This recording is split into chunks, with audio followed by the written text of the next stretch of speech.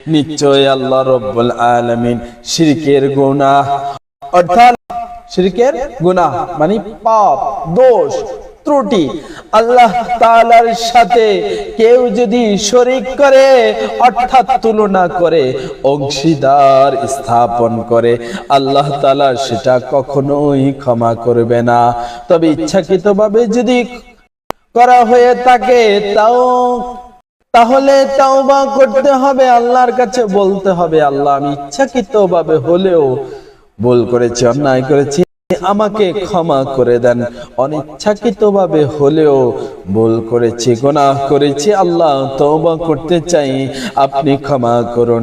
আপনি যেহেতু তওবা করলে ওই তওবা যদি খালেস তওবা হয় আর যদি বান্দা দুফোঁটা চোখের পানি ছেড়ে দেয় আর ওই চোখের পানি নাকের ডগায় আসার আগেই তুমি তাকে মাফ করে দাও।